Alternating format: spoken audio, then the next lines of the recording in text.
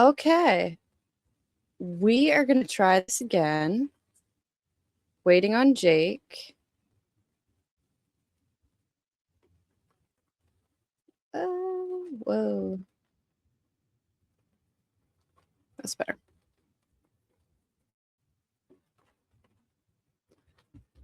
The Jake and Bina Show, episode 4.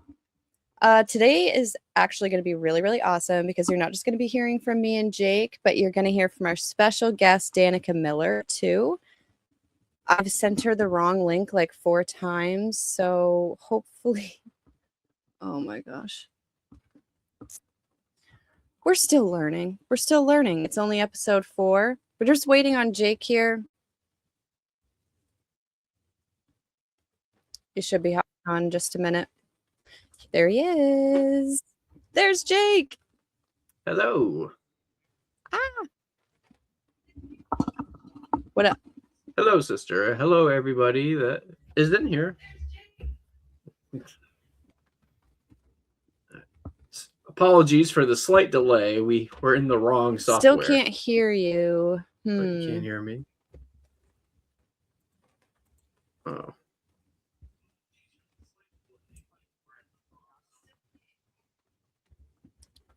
Can you hear me? Hello? Still not. Nope. Sometimes it's just like down at the mic thing, that little like up button. And then if you go over to the settings, you can switch it over to your... Jake sounds better, Brad says. You can hear him, but you can't hear me, Brad? Well, that's weird. They can hear you, but I can't. Oh, maybe I need to fix my headphone. Yeah, okay. I got you. Try talking now, Jake. Hello? Yeah, that was my bad. I'm really sorry. I'm going to figure this stuff out eventually. I was about to say, it can't be on my end because I could hear myself out there. Oh, God. It's all good. Okay, so we're back. Jake and Bina Show. This is episode 4. Did you change the mic? What? Did you change the mic? Yeah. Now you're going back low again. Apparently I'm back low again. I didn't touch a damn thing. Oh, you're not on the camera mic? No. We are having all kinds of technical issues. Oh, God. Weird. Oh, now it's It went working. so good last time. You're fine. Okay. Maybe it was just like a weird echo since he's so close to you. Yeah. Something. Well, hopefully that's the only issue we have. Sorry, I'm just responding to Danica. She's going to be joining us soon, too. Danica's from South Dakota, so she's going to be joining from there. Nice. Look forward to meeting her. Yeah, I'm excited, too. I'm excited to hear more about her story. Right. Okay, all good. So, Jake, how you been? I've been great. I've been making a lot of progress lately. As you know, we spoke a little bit, and I am working again, which is another huge step of sobriety. You know, it's getting back out into the world a little bit more, and so it's nothing fancy. I just work in a kitchen downtown, but you know what? It provides me some financial security. I get along with everybody there, and that's all I care about right now. Really, is just improving and being better. So. Yeah, and like you've done a pretty quick turnaround. I mean, and you just passed 60 days sober, right? Let's check the tracker. Yeah, I know it's 2 months and 2 days. I know that. 59 days. So yeah, 60 tomorrow. Sweet. That's what we were kind of talking on the phone the other day. I was like, right around the 60-day mark, that was when I started feeling like, yes, like I've got this in the bag. Like I can do this. That's where you get that clarity, full mental clarity, where because by 2 months it's out of your system. Like you're completely changed for the most part. Yeah. You know? Have you heard of PAWS, post-acute withdrawal syndrome? It sounds familiar. I probably have read it, but not off the top of my head. It's like this doctors say that like you can experience still like different withdrawal syndromes for like up to a year. Oh, after yeah, quitting. kind of like mental after a period of heavy Yeah. use. Yeah. Mostly mental. Yeah. And sometimes Yeah. longer. I feel like probably a year for me emotionally, Mm-hmm. but it probably never stops. No, I mean, even still, like I still have those mental moments, where I haven't had it too much, maybe a few times where I was like, oh, I'd love a drink. But, that's kind of normal when you've drank like you and I have. That's just how it is, but it's Yeah. way easier to curve that. And plus, what's beneficial for me and the job I'm currently doing, I'm not right next to like a bunch of liquor like I was back when I worked at Hannaford, who was like That's a staring me in good the point. face, where it was right down the street. Like, nah. Like, Yeah, I would no. really, really have to go out of my way if I were to want to get it now, and I would be able to talk myself out of it if it ever got to that point. I just feel a lot more confident in that regard. So Yeah. so Yeah, I it's know how you there's so feel. much to say. I don't want to rant all crazy about it, but Hey, rant away. This is the place to do it. And anybody else who's watching, you guys can rant too. Rant in the comments. Like, tell us what's going on in your life because we want to hear about everybody's dumpster fires, not just ours. I kind of felt like I had a dumpster fire day. Like, I just didn't really have a good day today. Yeah. hope it's a little better now. Yeah, no, it is. It's a lot better now. It was just like one of those days where like anything that could probably go wrong, it would. And nothing even Right. really like major, just stupid stuff. It's usually how it goes, yeah. Yeah, but then I had like a flicker of a moment like, God, I could just go into a bar and just slam a drink right now. But as soon as I think it, it's like Yeah. that would literally just pour gas on the fire. So Right. let's See, go that's home the and thing call about it. Jake. And that's one thing about, post addiction too, is that you still have the mental process of, I want to get fucked up. That it still exists. Yeah. The person that made you want to drink in the first place, you just have to learn to deal with that. Sorry, I dropped something. I'm still listening. And There it is. knowing that in this I gotta have my process, that you're always going to have that battle in your head. So it never goes away. You learn to live with it. You learn to, find things that are better for you. Yeah, like if there's anybody who's watching and you have like significant sobriety time under your belt, like double digits, are you still thinking in your head sometimes like, I wish I could have a drink? Are you still thinking that? I would like to know that. Because I bet it doesn't ever go away, like you said. Yeah. And it's not just drinking, it can be any addictive habit or substance, it's just kind of your brain gets wired a certain way when you're addicted to things. So yeah. Sorry, I'm responding to Danica again. no worries. She's getting ready. I told her to take her time. Yeah.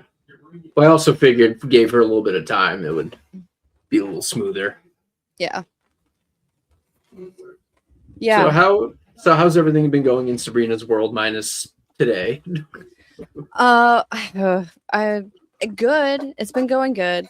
I was a guest on somebody else's podcast the other day, and I felt like this dude was just, he didn't get it. I can tell you that he didn't get it. I was like, my blood was boiling by the end of it. But at the end of the podcast, he said, I thought that your story was going to involve a lot more corruption than what it does.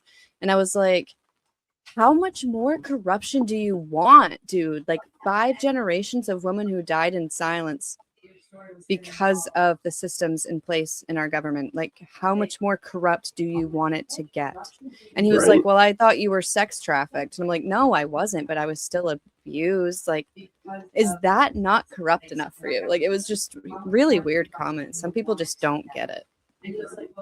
No, definitely not. It's a big perspective thing.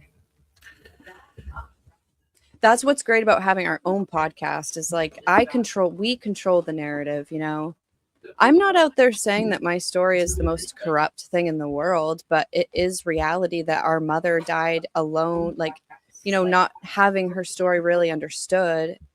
Same with our grandmother, same with our great grandmother. Like, how much more does it have to go on for people to wake up and realize that this is a real issue, that people are dying of addiction? Yeah, it's true. It takes a lot of people every day, and a lot of them are very misunderstood. You know, Some people just don't care. no? I mean, we know that. Us growing up the way we did all the time, people were like, just get over it or let it go. And that was one of the things that would help fuel my addiction because I felt so misunderstood.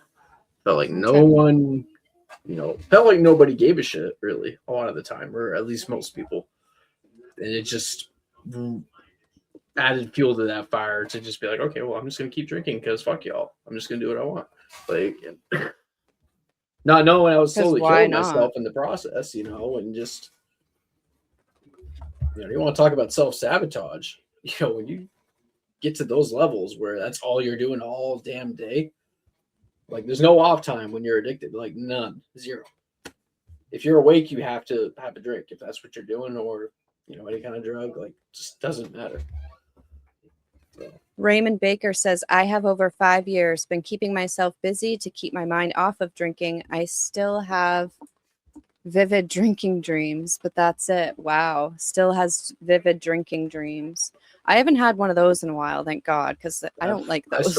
I still have them periodically. Yeah. I had them a lot in like the first year, for sure. Well, what's weird? I think I brought this up to you a little while ago. I think it was on last podcast where I would still I'd have dreams like I was in a situation where I was going to get the booze, but for whatever reason, I ended up not drinking in the dream. It was just so weird when you consider everything we've been doing lately. It was like, all right, what's that? Something trying to tell me something that you're actually don't want to do it. Like your subconscious saying you can't do this. Yeah. And that was the first. I never experienced that before that I'm aware of. So yeah, it's interesting. Raymond, how long were you an active drinker?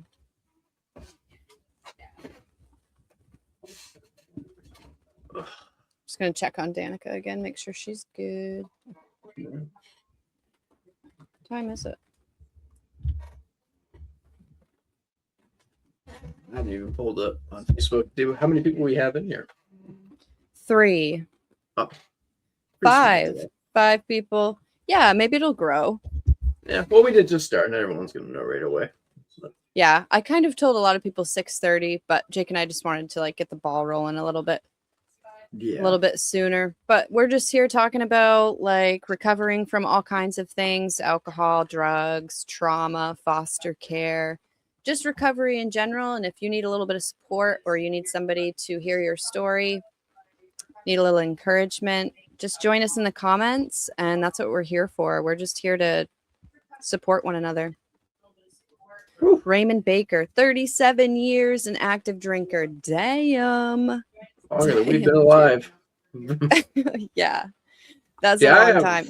I have mass respect for anyone that's gone that long and is still actively engaged with everybody else that's trying to do the same. It's that's really cool. Awesome, Raymond. I appreciate you for helping others as well as yourself.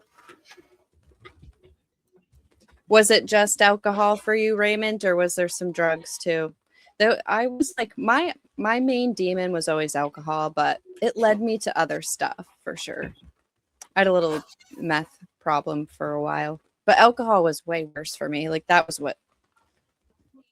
was my demon. Right. Yeah, I never had issues with anything else. I've always been very 420 friendly, but that's a completely other thing. Yeah. Drinking was something that was excessively bad for me, and I knew it, but I continued to do it. So that's what we do. Not anymore. No. I should look up my sober time. You're cracking up on 2 years. I know, it's crazy.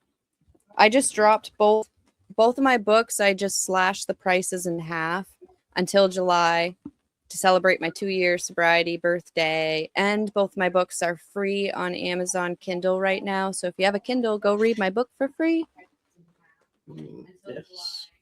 686 days clean. Woo! From alcohol. Yeah. Sorry, that's backwards. And that's awesome. 817 days clean from meth. Woo! Super proud of you. I'm proud of me too, but thank you. I hope I can reach that number as well. And you will. If It'll you take really time. want it, if you put your mind to it, which you can, you're like super friggin' smart and strong and resilient. You can do it. What's crazy about you? Because what was your previous record? You were over 2 years before you had your last relapse. No, I was a year and 9 months. So I like Oh, so I just passed it. Yeah, nice. Yeah. Which goes to show that you can do all the right things, but sometimes even after like a year or so, it can creep back up on you. That's why you have to be so like strict with it, being like, I just can't do it. Like, Yeah, I've learned addiction can totally, like, a relapse can jump up and bite you out of nowhere. But I have been able to figure out what triggers me. Like for me, my biggest trigger, number one trigger, is my adopted dad. If I hear from him, it's like red zone, danger, danger, danger. yeah, So I just don't hear from him anymore. makes sense. Yeah, Yeah. anybody from your past that contributed in any way towards the addiction, yeah, you can't keep them in there. It's just kind of Yeah, reality. circle has to kind of change. But you and I were both kind of like loners anyway. We were like the type to drink alone. I love to drink alone. Yeah, that was where I felt most comfortable doing it. I mean, yeah, when you were getting into it, it was more social, but as it never stays that way. So, Yeah. and for me, that was just normal if I was around other people that were doing it because they were just drinking and getting fucked up off a drink or two. Whereas me, I'm just going and going like all day, all night. That's to me, that was the equivalent of someone who's a casual drinker being sober. That was me. Like if I wasn't drinking and I was sobering up, I felt awful. Yeah, Like, me too. Yeah. like it was so weird. It was like a polar opposite of role switching. Like Yeah. it's bad when you have to not even be fucked up, but you just have to have it in your system to function. Those withdrawals That's are what's no scary. joke. Yeah, and I stress it to anybody who is getting towards that point. It's like it only gets worse. Those withdrawals are so scary. Like it's not worth it. And you can get physically addicted to alcohol so fast. I couldn't believe how fast I got physically addicted to it. This like after a relapse, it was like 2 weeks, boom, physically And addicted again. I was like, damn, back to this yeah, again. Have to like keep drinking it so I don't have a seizure. Raymond, he says, one night I was drinking and saw someone hitting a stem and asked them if I can have a hit. Only battle that bad idea for 4 years before I quit everything. His sober date is 2/8/2021. Congrats, Raymond. Sometimes it's like all it takes is just one little slip up like that, and just the opportunity, comes knocking and you didn't even go looking for it. And that's what happened with me and drugs too. I was drinking and got introduced at the right time, I guess, because I had no everything inhibitions. everything felt like a good idea when you're disillusioned by what booze does, and Yeah. what's crazy that booze is like it's a gateway drug, obviously, but it's also Yeah. the king of drugs, as our mother put it. She always told me when I was staying with her when I was 18 that alcohol was the king drug and that she could never get overly addicted to it or something like that. And she like I'm So not she she stayed away obviously from did it. drink, but yeah, she never drank around me. As far as when we were Yeah. younger, I don't really know, but yeah, she for whatever reason she didn't It's like alcohol. interesting. Probably because maybe she got dependent on it at one point, saw how bad the withdrawal was, and was just like, "Yep, I'm not doing that again. I'm going to do something else." That might Yeah. have been what it was, knowing her, but I guess we'll never know. Mm, But, I guess not. but I also don't think she would be angry at us for us getting into booze the way we did. I think that she had a good feeling it was going to happen because she was constantly like, seemed like she was always worried about us either getting traumatized or having having bipolar disorder, or like in the few messages she sent to me, she would always say like, as long as you guys don't get addicted to drugs or have Yeah. problems with addiction, I'll be happy. And she was like, even alcohol, stay away from alcohol. And I remember kind of like rolling my eyes at it, like, I'm drunk right now. Too late, but I didn't tell her that. Yeah. She probably knew, but her being, she tried to make up a little bit for what she missed, but all I know is that spiritually her influence is definitely still there. At least it is for me. I'm sure it is for you now too.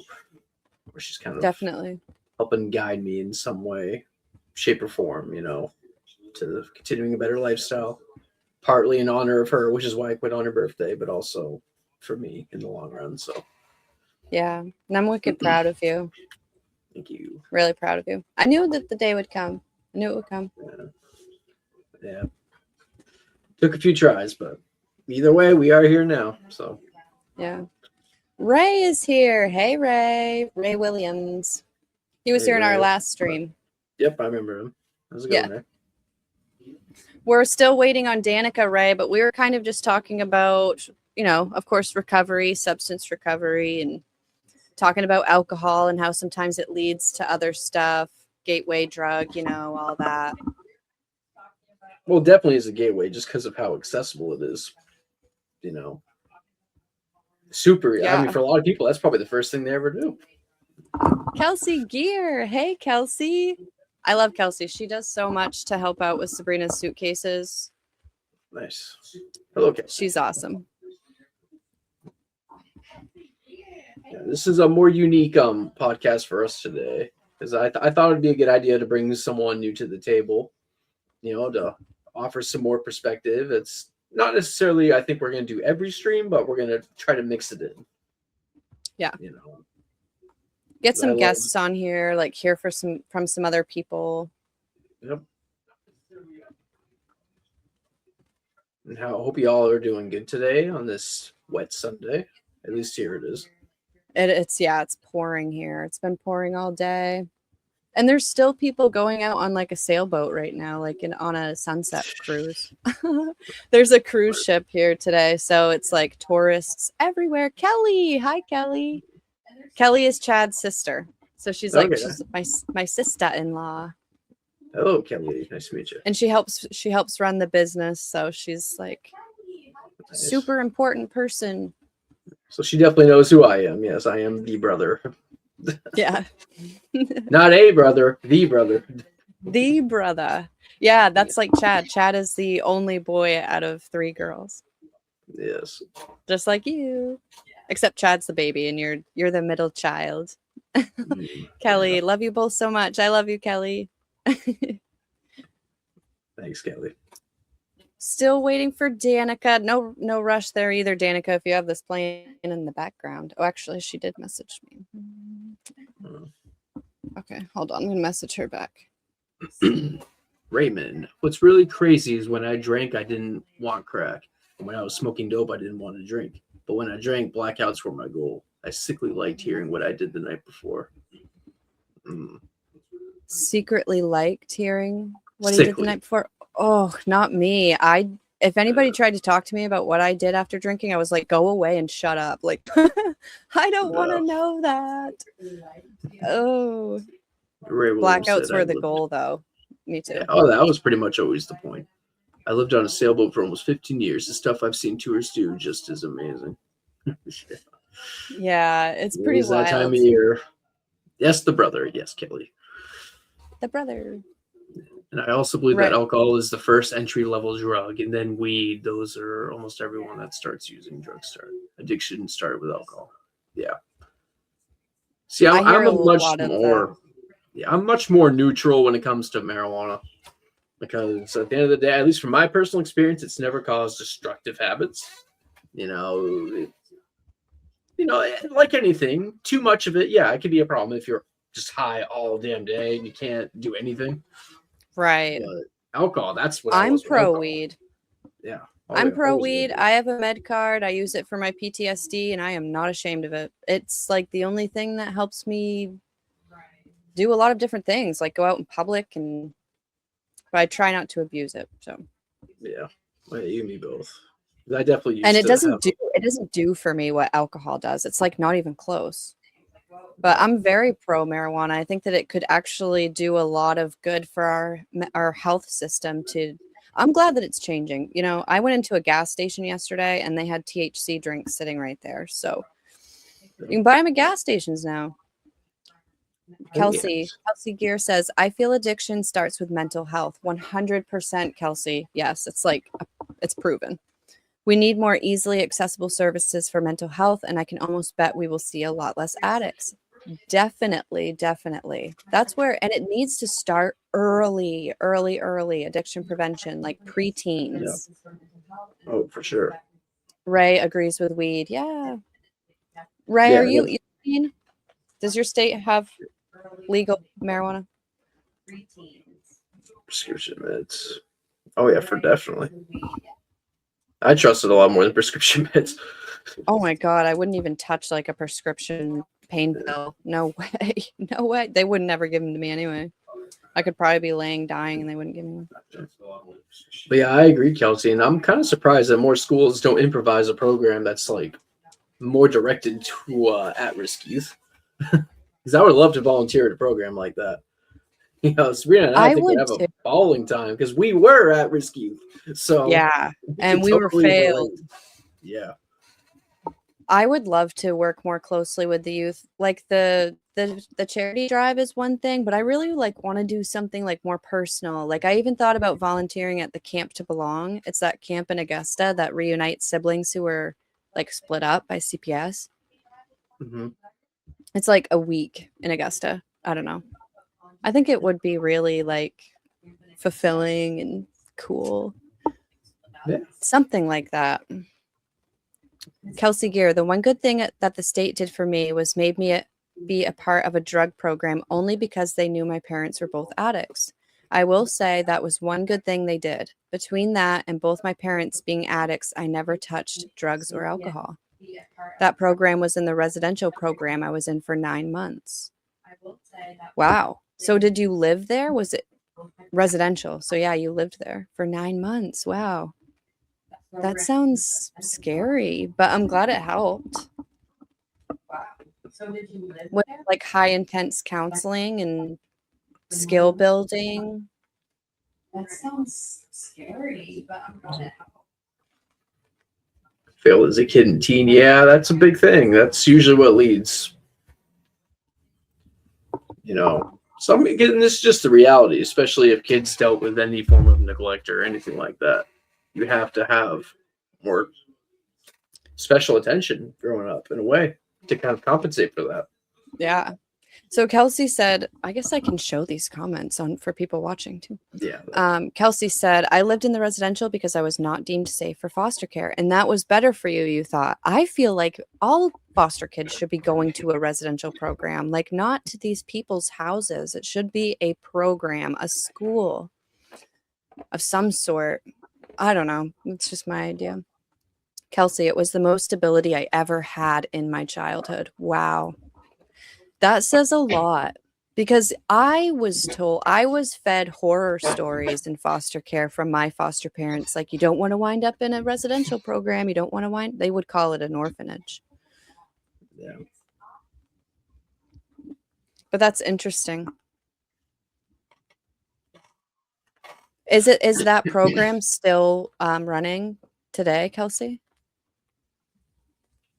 Looking back, I would have rather have gone to a group home than with the parent people who adopted me, obviously.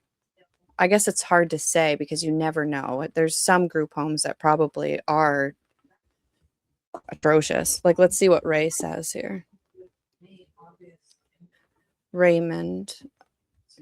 He's talking about weed again. I never could smoke weed, always had asthma attacks, but when I was younger, I loved tripping balls, but I quit that when they started using rat poison. Glad for that. Ray, I spent 3 years in a group home. I started with Kids Peace in Ellsworth, and when I ran away from there, I got sent to the youth center in Charleston, and then to Acadia, and then to Augusta.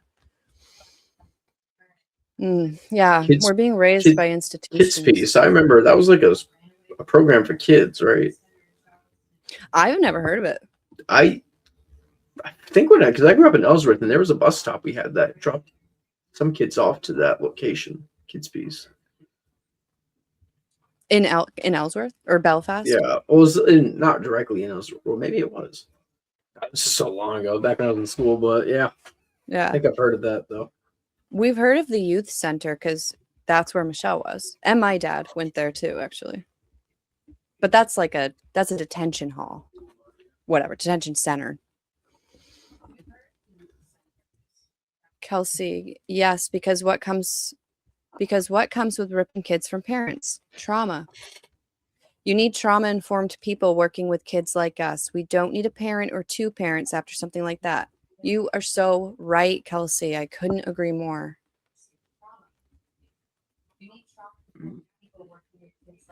Ray, I was the same. They deemed me non-safe in foster care also. I only had one foster parent and he was a pedophile. Crazy how common that is with the foster care system. Wouldn't CPS... I'm not even going to go there. It's mind-boggling to me. 12 to to 18 for 18. kids fees. Yeah. I was Damn. gonna say, So 'cause because I had a friend that got dropped off there, and I couldn't raised by remember. institutions and then you turn to drugs and alcohol. I mean, it's so like right in our face, but the government is like, nope, that couldn't possibly it. It's just because these kids they get it from their parents. It's like, yeah, maybe we get that passed down hereditary gene, but that's just one part of it. Jill, I wish that these kids could just go back to their birth parents that weren't abusive to their kids. Me too. Me too. Charleston was one of the worst places I've ever seen or been to in my whole life. The amount of abuse there was insane. And I was just put there for running away, nothing more crazy. Charleston, like North Carolina? Must be. Do I have that? I'm not so good at geography.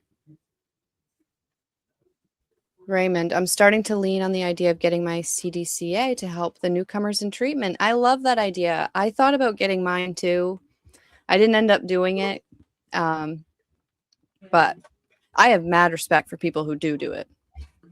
Mhm. Oh, Ray says that the pedophile got 5 years in prison. How did that happen, Ray? Kelsey, there is an oversight in the system. It's not even funny. As you know, I run a daycare now, licensed. You'd be amazed how many daycare have major violations and get to remain open. This is exactly what we are seeing in the foster care system as well. Yep. Like that CPS worker just recently, it wasn't even that long ago, she adopted a girl and beat her to death. Am I wrong? Kelsey, I'm sure you know what I'm talking about. She was a social worker and became foster parent, even though she wasn't supposed to be. It was against the rules.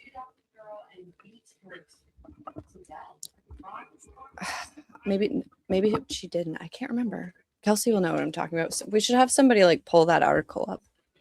Right. It might have been a year ago now, but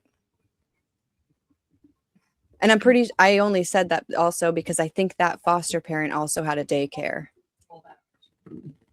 Charleston is Charleston, Maine. It's down by Bangor, towards the Western Mountains. It's where they have the youth center. There's 2 youth centers in the state of Maine. There's the one in Portland and there's the one in Charleston. Okay.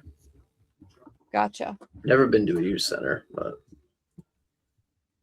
Yeah, I never had to go to a detention center. My adopted parents tried to get me to go to one. Like they called the cops on me, but all they said was she's crazy and hates us. So a youth center and a psych ward are 2 different things, right? Yeah. Okay. Yeah. The psych ward would be like a step up from that, right? Yeah, like it's you didn't commit a crime. Or is You didn't it, commit a the psych crime. ward's more for adults, whereas the youth center's for kids directly. Yeah, maybe the youth center is kind of a psych ward too. I actually don't know. Maybe Ray would know that. Oh, Raymond just says he has to go. Going to a meeting. Right on, Raymond. That's awesome. Let's hope we see you next time. Yeah, thanks for stopping by. Ray, me and a few kids told on him and they believed us. The system is fucked up. Sure is. And I'm proud of you for telling because it's really hard to do. Yeah. Very hard to do. There was like a period of time where I couldn't talk about it. If people would try to, like, I would had a counselor once who like asked me if I'd ever been sexually abused and I blew up and was like, you're not a professional. Like, you're just a nosy bitch, and stormed out. Like, you get triggered because it's so scary to talk about, especially if you already told someone and they didn't believe you. That was more traumatizing than the sexual abuse itself, not being believed when I finally spoke out. Yeah. Thinking you just are seeking attention or whatever. Or, Being shamed, being told it was my fault. That was the biggest, or that I was lying. Here we go. You want to read this one, Jake? That's right. I just want to see if Danica was good. So Acadia is a mental health facility that is separate than a Charleston. Charleston is if a kid commits a crime, I personally never should have been there because all I did was run away. But kids that are in stale care in the state of Maine can be put in a detention center for up to 30 days.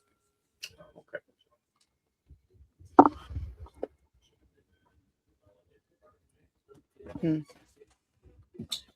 Yeah, never really got in trouble with the law as a kid, but I'm sure if I had been allowed out of the house, I would have. Yeah, that was one thing I'll give my dad credit for. He kind of, although sometimes it might have felt overbearing as a kid, he just really wanted to be as careful as he could be with me because he knew, that I was really high risk for that kind of thing, as you were. Yeah. So I'm sure as a parent, that's a hard line to walk, As a parent, like knowing what to do, I can't imagine being in that position. So I do give your dad props. It's a protective instinct, he wants to be more stricter because he doesn't want my life to be chaotic, especially with our family history and everything our mother went through. Yeah. So I get where he was coming from, looking back at it. I just thought it was horrible growing up. Yeah, you want your freedom as a kid.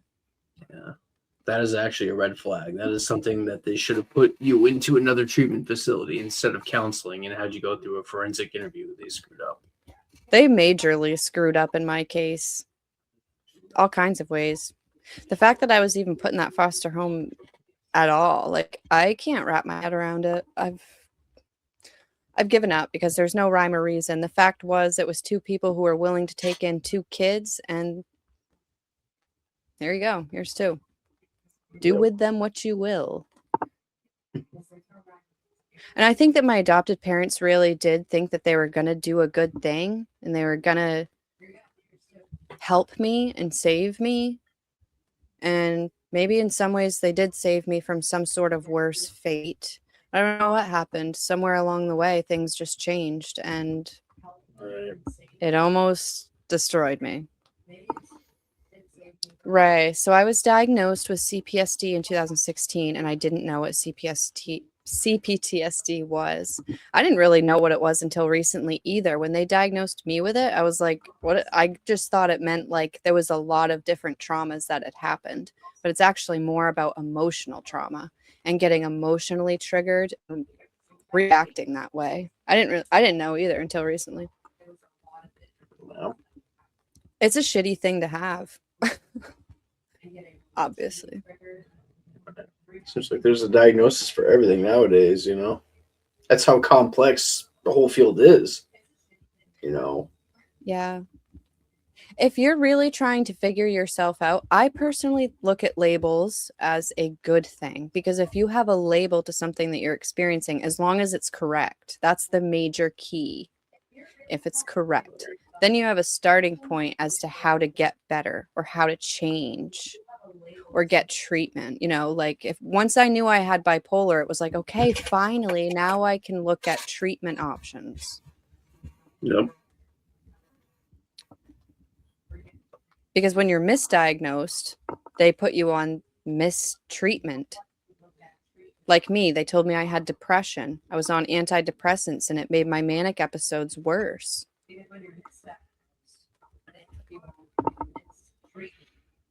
But I was like, screw all this med shit. I'm just going to stop taking meds altogether. And that didn't work either. Ray, I refused to take psych meds and they refused to give them to me. Well, then you're refusing to take psych meds. If nobody's asking you to take them, then you're refusing them?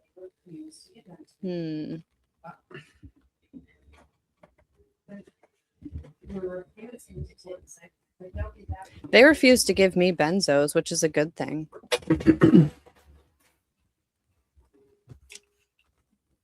Alrighty. Is she just about ready? Does she want to join now, or? I can ask her.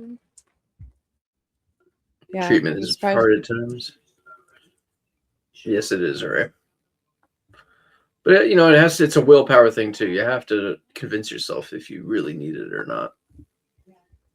I think any action is better than no action. It shouldn't have to be, if you're able to stop it before it becomes an extreme event, like having to go to the hospital because your alcohol content is through the fucking roof, then yeah. Yeah. Regrettably, I put myself in that position, as has Sabrina, and yeah, don't recommend. Yeah, you will definitely don't wake up in recommend. there like, what the fuck? Like, Yeah, when I woke up pretty in that much. state, it didn't even feel real. Doesn't even feel real. It actually kind of felt like a fucked up dream when I first got up. Me too, yeah. It was like I just wouldn't even open my eyes. I would just pull the blanket over my head and be like, I'm just gonna pretend I'm anywhere but here, and I'd just sleep. Usually during detox, like I'd sleep for at least 2 days. Wouldn't look at my phone, wouldn't talk Lucky to any, like you. doctors would try to talk to me and I'd be like, nope. Nope. Go away. Right. Well, when I went for treatment in Florida, I refused psych meds, and everyone since then, because I was allergic to a few different ones, they just are very hesitant and refuse to give me unless I'm like in a place where they can monitor the meds, and I refuse to do that. I have a service dog. Nice. Service dogs are a blessing. Say no to Bezo, or however you pronounce it. You must pronounce it. And Bezo. say no to benzos. Yeah, do And not take Benz. benzos. Those are the only other substance that can kill you if you withdraw from it. And you can get addicted to those quick too. Did you ever have an experience with that, or? Oh God, yeah.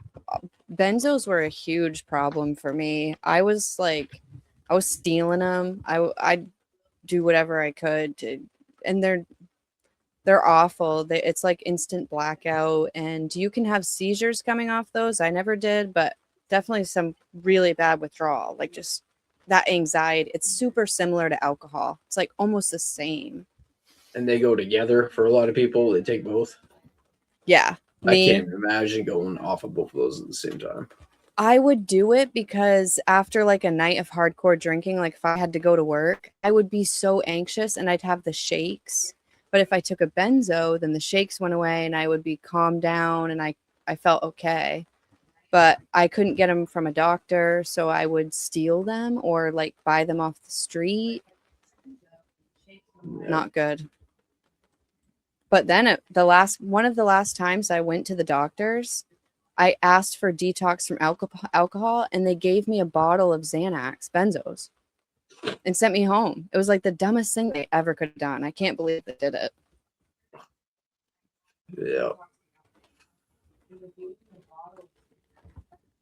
It's working. Right. Got addicted to cocaine.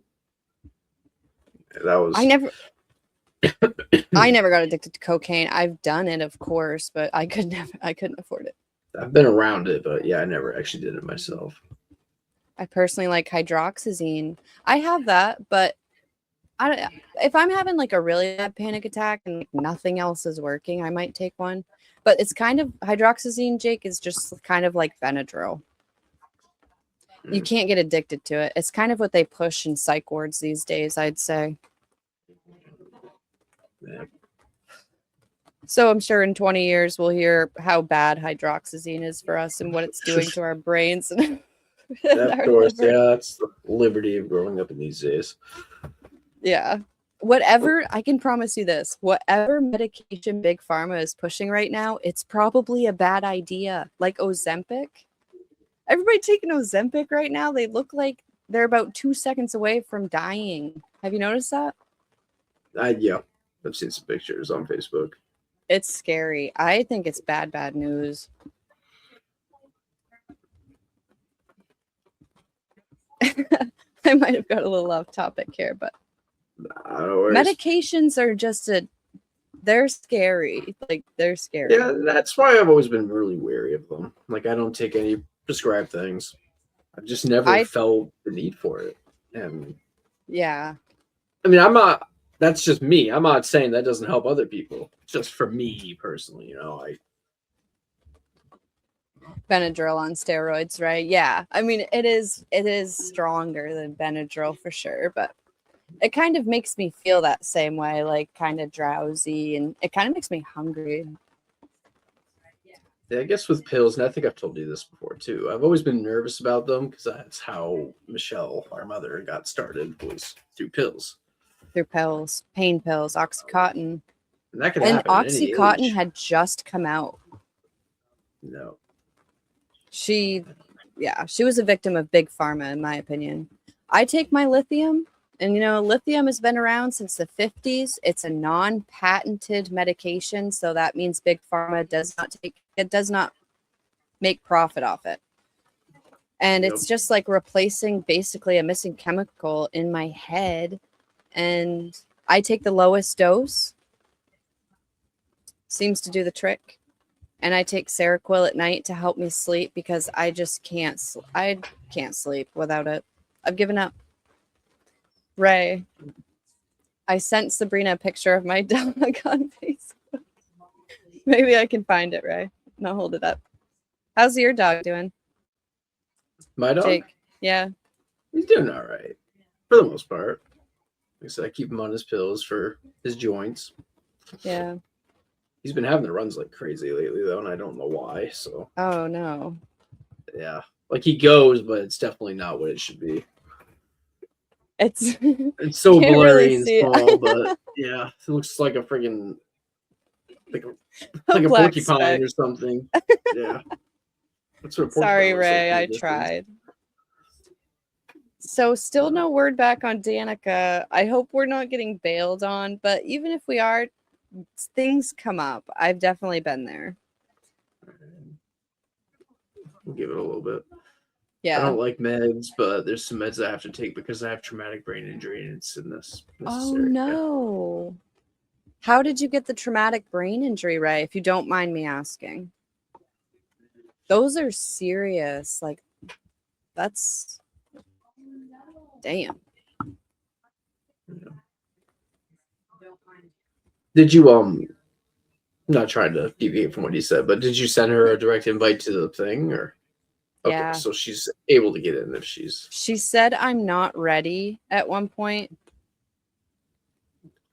And then I said, "Are you ready now?" And she hasn't opened it. Well, I mean, either way, we'll do our thing, and if not, it is what it is. It's Faith. It's our girl Faith. What's up, Faith? Hey, Faith, how's it going in welcome New back. York? So it's Memorial Day weekend. How did you used to spend? Would you get really drunk on Memorial Day weekends, or It wouldn't didn't matter care? what the day was. It was just another day. But I mean, the only real thing that happens is tourism. And Rockland's pretty big for that kind of thing. Yeah. So, Kitchen is definitely busier. This time of year can be a little bit triggering for me to drink because it's like, all right, summertime, It's summer, like, party mode. Let's do this. It's gonna get crazy, but yeah, not anymore. Nice. I still like spring. I don't like this rain, but Memorial Day weekend is like a good reminder that like summer is almost here. Yeah. I don't know. I'm so mixed on summer. It's like I do enjoy the warm weather, but I also can't stand the busyness and also the bugs. The bugs. Bugs are such a kryptonite ticks were to bad me. last year. Ticks were bad. Jack had like a bunch of them. Really? That little ass dog had a bunch of ticks? Yeah.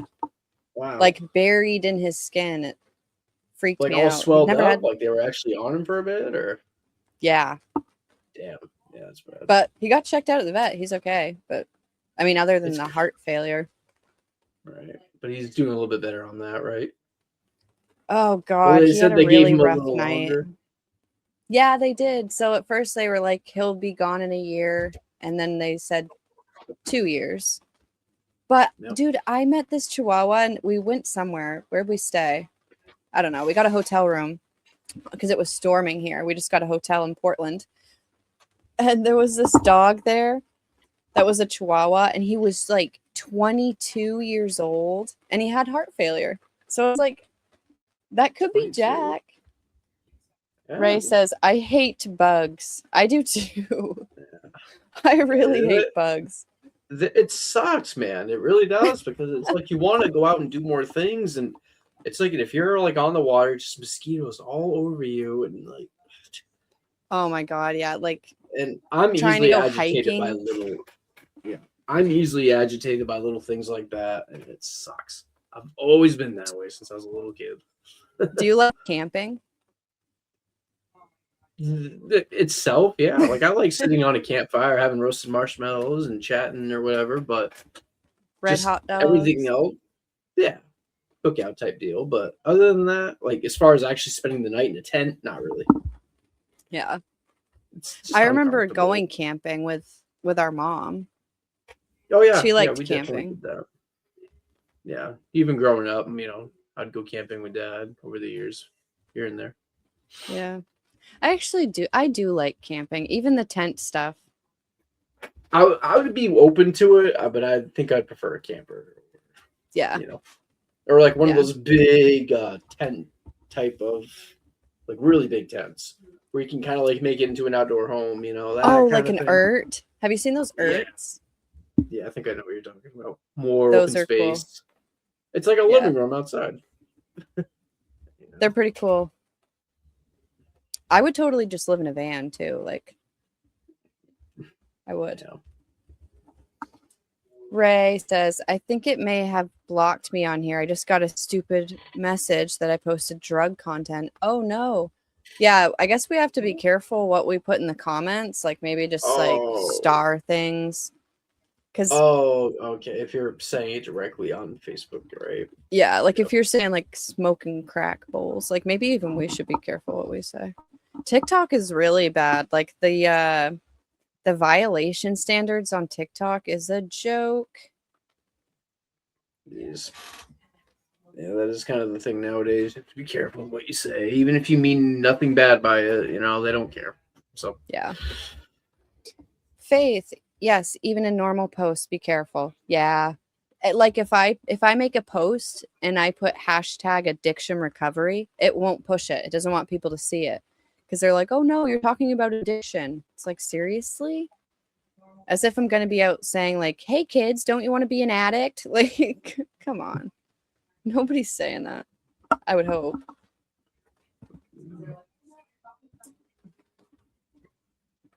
Ray says, yep, I'm too honest. Nothing wrong with that. Be honest. Not enough nothing people wrong with are. being blunt. And being open-minded, I feel, is always important. That's how you discuss things, which is part of why we're doing what we're doing. I don't really like filters, within reason.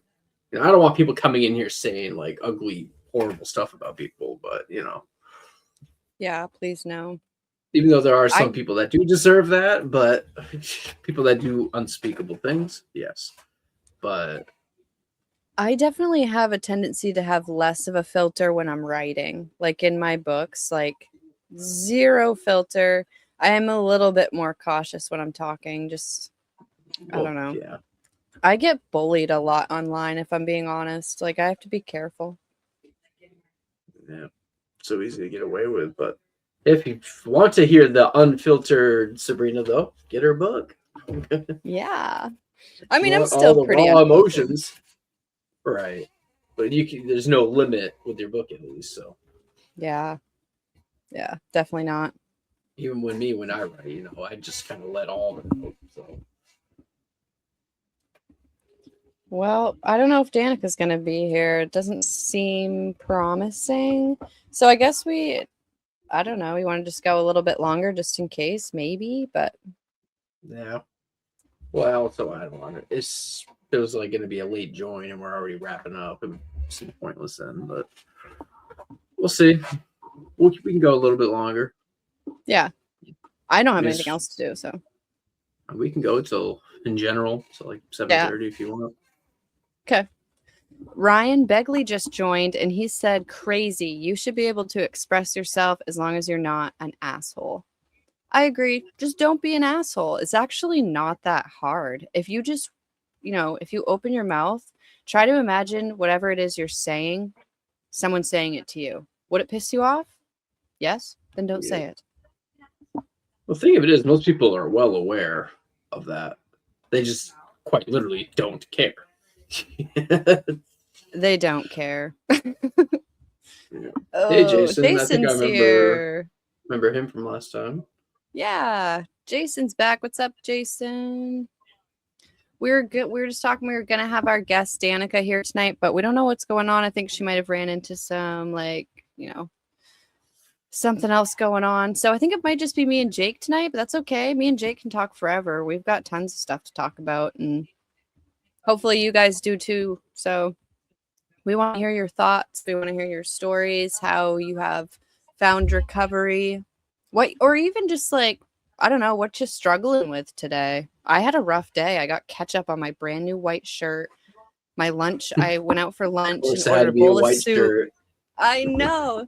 And then I ordered like a bowl of soup because it's so rainy and cold out, and the soup gets in front of me and it was ice cold. And I was like, come on, man. I don't know. It was just like everywhere I went today, just something like that happened. So like, just get me back in bed. I have some issue about spilling food in any degree. Like something about it is just so triggering. And it was a brand new shirt, brand new from Express. So it was not cheap. Ray, you and Jake is cool. Jake is very cool. Thanks, man. Jason, hey guys. Serena is pretty cool too. Pretty cool. Sometimes. Faith says it's really cold in New York. Or I think that's what you meant, New York. Yeah. It's really cold here too. She said New York. It sucks. It sucks. I want the sun. I want to get sun tanned. That's why I don't like this time of year. Like, on one hand, yeah, it's cool. The flowers are coming out, whatnot. It's sweet. Yeah, but it's like, okay. The temperature wise, it's back and forth. It's like we get like 2 really nice summer days. It's like, oh fuck yeah, early summer, and then it's like back to cold, wet spring weather and ice cold soup. Yeah. So I don't know. I was just kind of sad. And then, like I'm in the marina, right? Like I'm living on a boat. So when I have to walk to land, I have a bit of a trek. I got to really like walk across some docks and stuff. And out in the rain and the winds, like I shouldn't bitch because I'm literally on a yacht, but I hate the rain. I hate walking in it. I need an umbrella. Down East Machias. That's where Jake and I were when we were taken into CPS custody. We were in Machias. That's where my father's side of the family pretty much are all at. Machias area. Mine too. Yeah. Mine too. And not much there, that's for sure. But it's nostalgic. I always loved going there growing up to see my grandparents and everything. Yeah, I tried moving back when I was 19. I started dating this guy from there, but he was a total dildo, and I wasn't there very long. Yeah. But I do like Machias. I still have a grandfather there, which is kind of cool. I just got to meet him for the first time a few months ago. No. Yeah, we definitely have a lot of roots from there. Yeah. I remember even with like my grandparents, our mom, she actually loved them when she was with my father. But even after that, like she'd still, I guess, go there from time to time and say hi. And I still have this memory of where I guess I wanted to stay at my grandparents, and you and Nikki got into the van. You guys were leaving, and I like ran down the driveway so you guys wouldn't leave me at Grammy and Grampy's.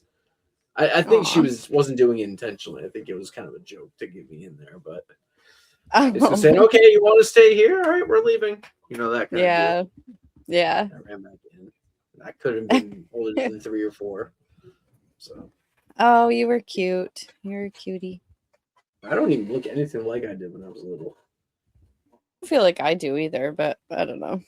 You a little bit more. You still, for the most part, have the same face, whereas me, I mean, I wear glasses too, but my hair was a lot blonder back then. Yeah, you did have light hair. Now, you and I looked very similar when we were little, for sure. We definitely acted like twins. And I thought we kind of looked like twins too. Yeah. I think if you were to ask somebody that didn't know who we were, they would definitely be like, yeah, you look related. Yeah, which is crazy because we don't have the same dad. I know. But we have some strong genes from our mother's side, so. I remember when you used to stay with me at my dad's sometimes. I remember that. I remember I remember you broke my dad's PlayStation.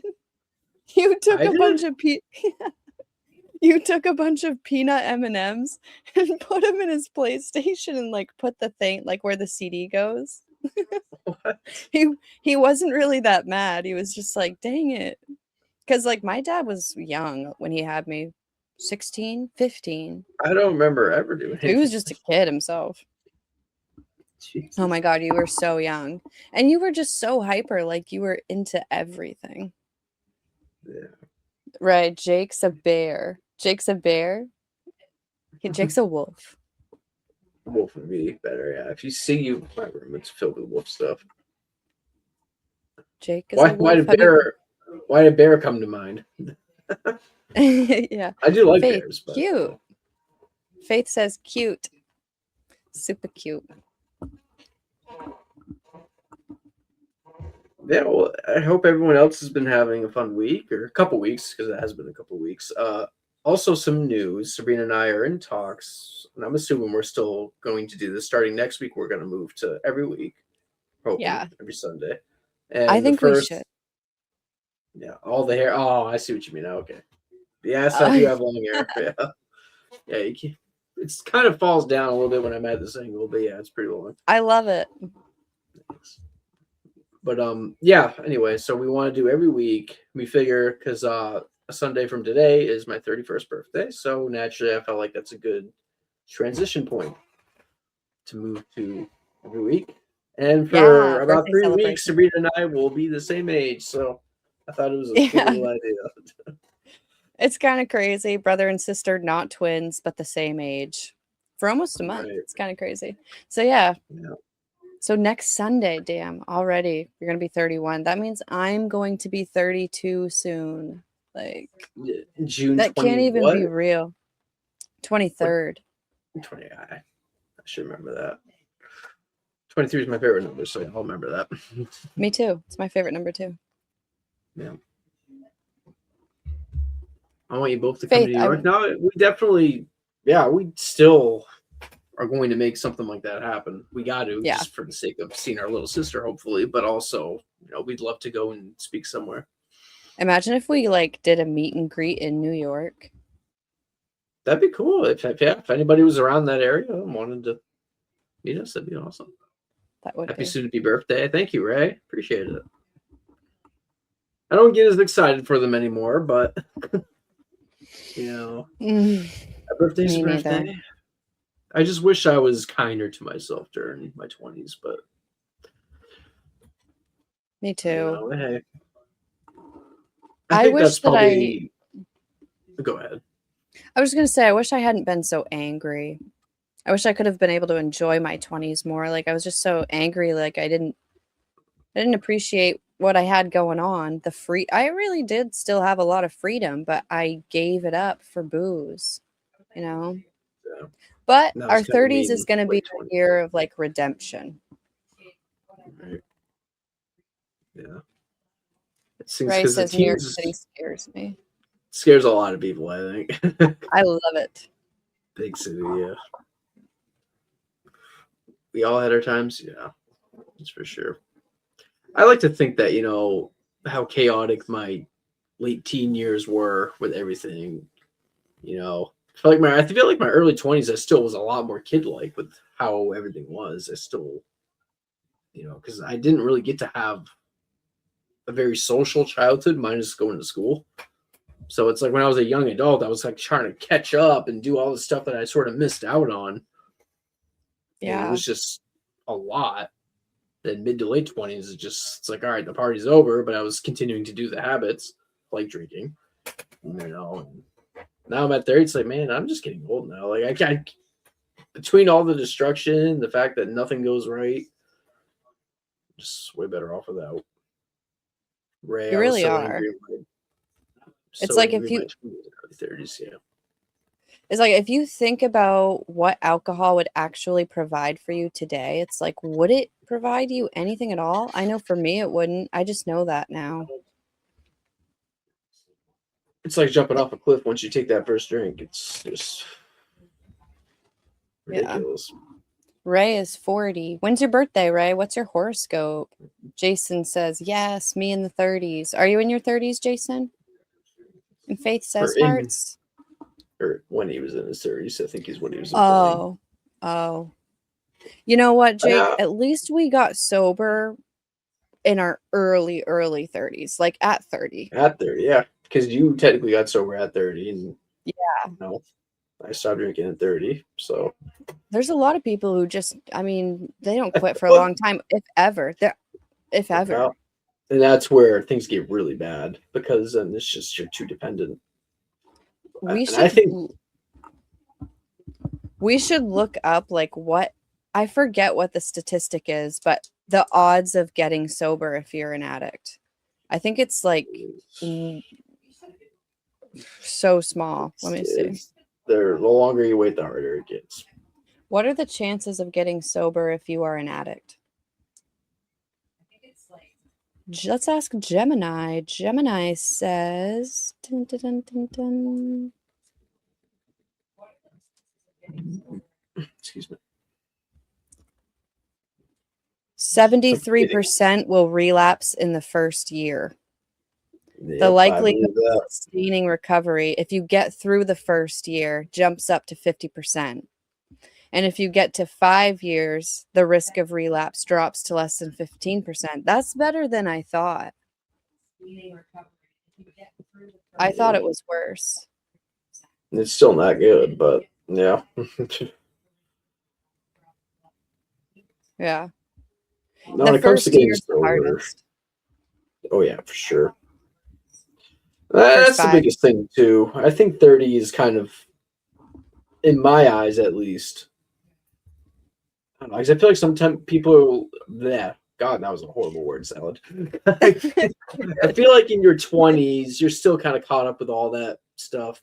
But once you get into 30, you kind of have a choice to make. It's like, all right, either I'm going to continue like this and it's going to dominate the rest of my life, or I can walk away from it now while it's still relatively easier, and take command of my life so that way my life isn't a disaster for the rest of it. Like now, like when I go out now, me and Chad got sober with me. He's my boyfriend, if anybody was wondering, but he got sober with me. And now, like when we go out, we'll look at the bar and we'll be like, you can kind of tell who has been drinking a long time. You know what I mean? They've got a look to them. They get bloated, red face. Yeah, that aura. Yeah. They're loud and obnoxious. Like we went into a dive bar yesterday because we were just starving in Portsmouth to grab like a hot dog. And everybody around us was just being like loud and obnoxious. And like, then they were starting to pick fights. It's like, ugh. Yeah. I still like to go out, but I don't want to have to deal with drunk people because I'm not one anymore. I don't want to be around it. And isn't it crazy how like once you're no longer drinking and you're around people that are doing it, you realize like how disruptive and annoying it can be. Like, yeah, like you don't realize it when you're like that. But no, you want to be in it. Like you want to be in it. It's interesting, but I don't know. I see it a lot in Portland, just like on the streets. I don't know. People band together, I guess, whatever their drug of choice is. And luckily for alcoholics, theirs just happens to be legal and they can all band together down at the bar. Yep. Faith says, me too. When I used to drink, I was loud and obnoxious. I stopped drinking and feel so good about it. And I used to get annoyed from myself. I used to get annoyed from myself too, like the day after. Yeah. Oh, yeah. But if I was drinking, I thought I was the coolest person in the room and like wouldn't shut up or, I'd be picking fights with people too, pretty bad. Yeah. Portland is getting to the point of being unbelievably bad. Unbelievably bad. Just how like open and free people are to use drugs on the streets. Like when I go down some of these really popular streets in Portland, like Congress Street, I'm seeing piles of people smoking crack pipes in the middle of the day on church steps. And I'm not judging them for that, but I'm wondering why the cop down the street isn't infiltrating some kind of support for that person. I guess because if they don't want it.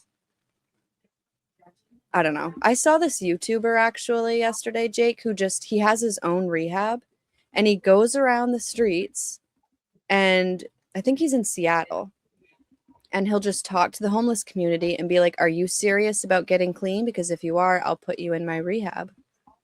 Sometimes they say no. Sometimes they get rid of the drugs right there on the spot. But that's a cool fucking thing to do. I would love to be able to do something like that someday. Just pick these people up off the streets and be like, you're coming with me and we're going to fix you and we're going to save your life. Yeah. We could Very do it. true. We could have a sober house. Yeah. Yeah. I think I brought Someday. that up before, how that'd be a cool thing we could explore. Ray says that is so scary. Oh, the crack pipe thing. Yeah. It makes me sad. I try to talk to some of the homeless people around here too. And they sound quite comfortable. But they're just trying to make the best of the situation. So of course they're going to tell me that they're warm enough and they're not hungry. Like they're just trying to make the best of it. But Yeah. when you see a kid out there on the streets with them, that's hard to see. Ray said I went down to the Portland emergency vet a few weeks ago and somebody tried to break into my truck, and it just amazes me how shit. bad the drugs and the homeless issue is, and I just want to help everyone. Yeah, it gets That's really, where I take really my fucking dog. bad. Yeah.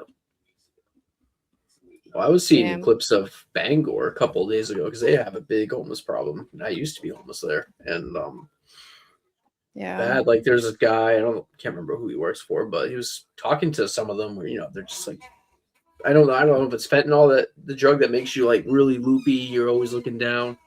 The fentanyl lean. Yeah, and it's just like holy shit. 'Cause I wasn't that bad when I lived there a decade ago. Like, Oh God, no. it was really bad now, and I don't know. Yeah.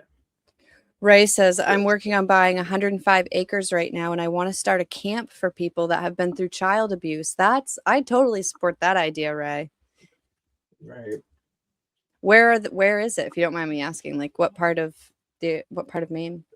And Jason says, I've been homeless, and yes, I love to talk to them when I cross paths with them too. Me too. Like I'll be like, can I get you a coffee? And then I'll like kind of pick their brain, like, how long you been on the streets, or like what got you here? And they're always like, oh, I love it here. Like, yeah, I do drugs. Yeah, I lost my kids. Yeah. Yeah. But I'm happy. I'm free. That's what they say. And I'm like, are you? There could be a cool You're video sleeping on a project for bench us in a someday. snowstorm to interview them. Yeah, like we could plan like a day, like we could like go to Portland, Bangor, I don't know, somewhere. And Yeah, just dude. pick a random person, be like, hey, you take them out for like get them some lunch and just interview them and talk to them, and I love that idea because there's this guy who does TikTok videos. He calls himself White Underbelly, and he does the same thing. And the stories that he hears like he'll just run into random people, take them out somewhere, and just kind of sit down with them and explore and film it. Yeah, it's a great way and to learn. They'll be kind of, these homeless people will be kind of like on edge, like, I don't know if I want this filmed, and he'll be like, you're gonna help somebody, and then they want to help, and they actually do want to be heard. They just don't want to be told, well, it's your fault, you're on the street because you're lazy, because you can't keep a job. Right. But we would not be like that, obviously. I totally think we should do it. I've been wanting to do it in Portland, actually, because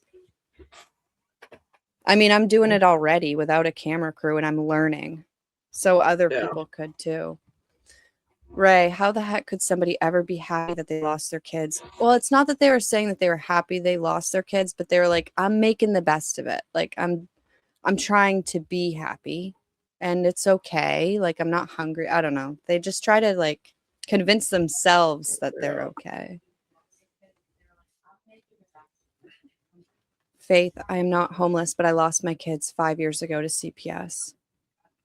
I cannot keep a job because I am gang stalked. They're always trying to target me to fire me. And Ray hates CPS. I think it's something we all here have in common, that we hate CPS. And Jason says, never know compassion. Yeah, some people don't. If Too privileged. There's no provocative. They don't care. They're just gonna do what they do. Some people haven't gotten to the lowest point of their life yet. You and I came out of the womb already rock bottom. We were already low because there was just so much damage already in our family and with our mom. Like she had so much going on untreated. Yep. So we actually didn't have to go like this. We just had to climb up, but we ended up doing this, you know. But then other for people, me, it was definitely this. Yeah. yeah. But the Definitely. privileged people who don't think before they act or think before they speak or consider other people, they're going straight like this, you know? Just a steady. They don't know any better. Yeah, it's happening at a slower rate, so they don't register that anything that's happening. Whereas us, it was just quickly, boom, like just Yeah. like all gas, no brakes, literally. Born in a dumpster fire. Ryan says, too much apathy, not enough empathy. No doubt. Yeah. There's a lot of apathy out there. Yeah. Ray, so I just want to say this. If anyone that's part of this ever has time when they just need to talk to somebody and they're very low and they need something to talk to, feel free to send me a message. I'll give you my phone number and talk. Doesn't matter if it's 1 a.m., 2 a.m., I'll always make time to talk. That is really, really nice of you, Ray. Nice. So if anybody needs somebody, Ray Williams, he's your guy. Jason, I just got off a long Zoom about taking CPS apart, accountability. Oh, thing died. No. Oh, was that Jessica Saxton? By chance?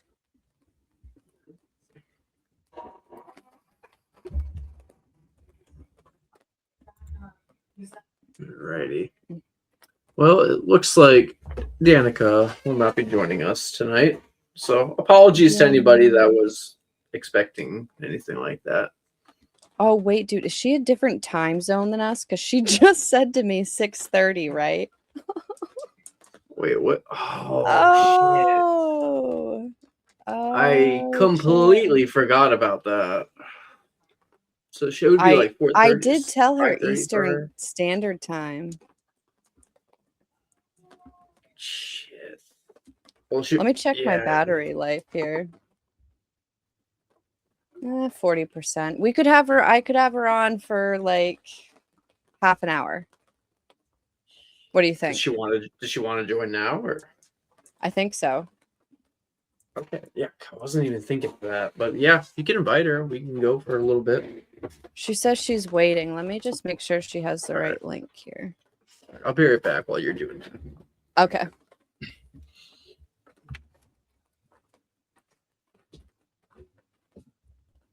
So yeah, we got a little mixed up here. I told Danica 6:30 Eastern Standard Time, but she's in South Dakota, so she might have gotten like a little confused on the time, but that's okay. We have more time. She says she is waiting, but I don't see her.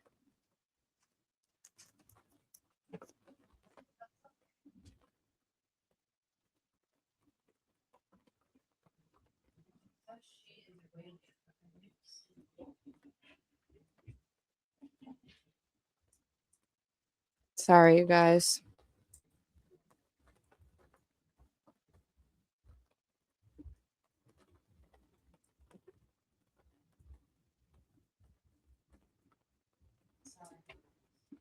Mm.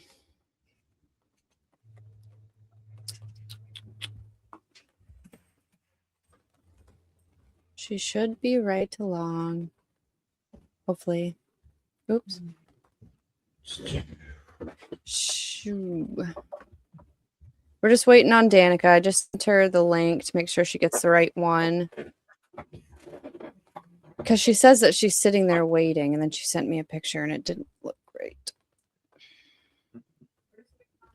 Jules says, "Hey, sweet girl, love you lots from here in Virginia. CPS is so evil. Why does the protection order expire at the magical age of 18?" Why does the protection order expire? Yeah, for real. So 17 definitely needs to be protected. 18, you're all good. Where's the logic? It's also black and white. Where's the gray? The color of truth is gray. Yeah.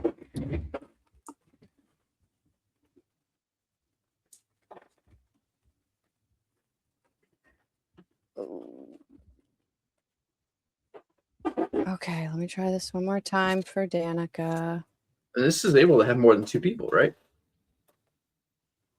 Yeah, I think that she's just clicking the old link from when I tried. It'd have to be the newest one. Okay. We'll figure it out. Man. Hey. She should be right along. Should be right along. Jason says it was a lot of parents who have been through years of litigation and kids stolen and violated. Money on attorneys, just a mess. I don't know what to do. I've been speaking about it all and trying to fight back for 12 years. I mean, now I'm just trying to find myself again, who I was before. Wow. Yeah. Damn. Hey, there's definitely a lot of catching up you have to do when it's been that long.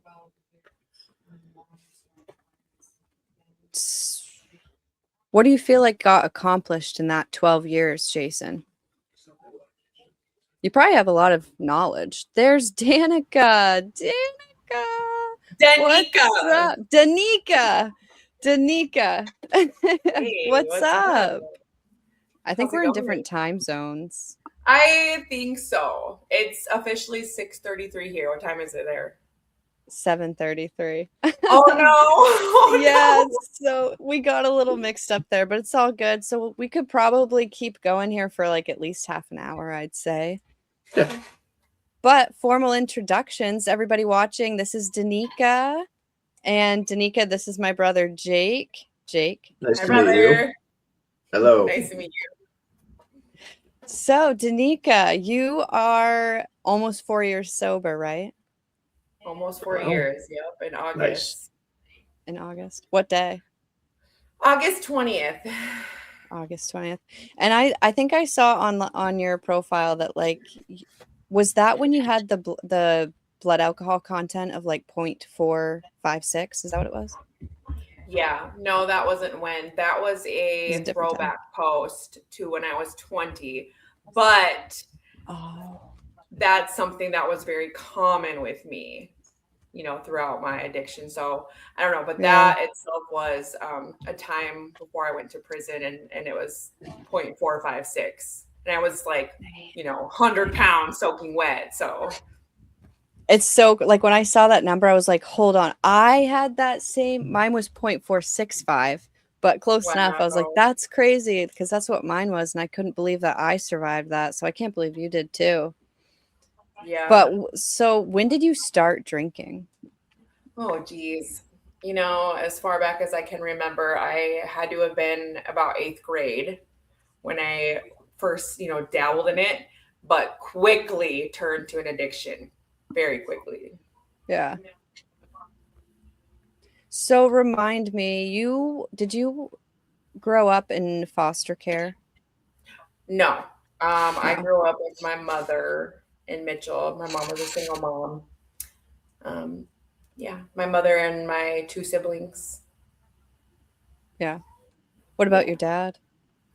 My dad moved back to the reservation when I was very little, and he stayed there. And so he really wasn't a part of my life, just because, he was an alcoholic and lived on the res, and my mom didn't want anything to do with him or have really me to have anything to do with him. And so he really didn't even come in my life like officially until I was an adult. And we had a relationship, but it wasn't until I became an adult where I like sought him out more, and then our bond got stronger. Did you guys drink together? Like, was that the bond? So, because that was with my dad, because I had the same thing. And when I got to my dad, it was like, oh, sweet, someone that I can hardcore drink with, somebody that can keep up, Yep. I don't know. It was never the plan, because it's not like he let's go to the bar, because he wasn't that type of, alcoholic. Yeah. But it was like when he started to come around as an adult, I was like, hey, by the way, I'm drinking heavy too. Like, let's go. Yeah. Yeah. Is he still alive? Yes. Yep. Yeah. Okay. Both my parents are still alive. Yeah. So you're Lakota Native American tribe. So I just found out because, so I am enrolled in the Dakota Crow Creek tribe. Well, I was just talking to my dad, and I was like, okay, so am I just Dakota? Like, what else? And he said that I was mixed Dakota, Lakota, and Nakota because of my, grandparents and my great grandparents. So I am all three, but I am enrolled with the Dakota tribe. Yeah. Cool. So that's on your dad's side. Is it on your mom's side too, or no? Yep, that's on my dad's side, and then my mom's side, her dad was a Dakota Crow Creek, and then her mom was a white woman. So I don't really know the family tree as far as her dad, because I guess his family didn't really claim her, and so she didn't really know him. And then he passed away of alcohol poisoning when she was like 8. Oh my God. Yep. Wow. Yep. Dang. And was alcohol more, that was your biggest demon, would you say? But you had other demons? I would say alcohol. Yeah, I would say alcohol. Or am I putting... Well, I would say alcohol was my biggest because it lasted the longest. From the time I was 14 to 29. But in between those years, from the time I was, 20 to 29, meth. I got introduced to meth. I was a intravenous user. And so that was my second biggest demon. But it's like I couldn't have one without the other, because what happened was I found out that, in my 20s, when I did meth, I could drink as much as I wanted to. And I wouldn't because I was always a girl that was known to black out, get stupid, not invited to parties. Everybody hated me. Well, when I found meth, sounds like me. Yes. I was never invited. But when I found meth, I was like, whoa, I can do this and hang out with the people who drink.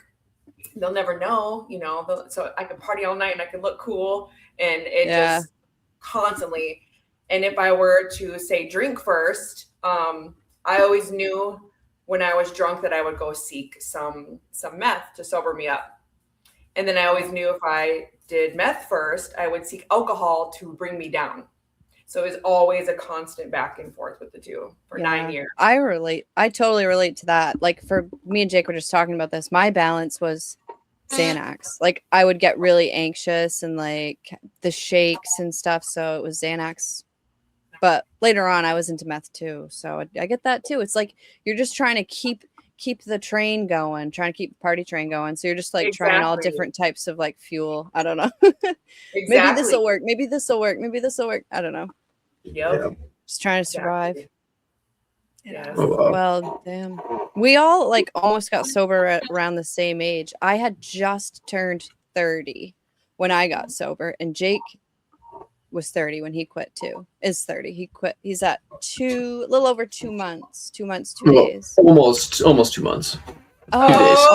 Congratulations. Yeah. So we're super proud of him. Not my first rodeo quitting. I've gone through it quite a few times. Haven't we all? Yeah. Yeah.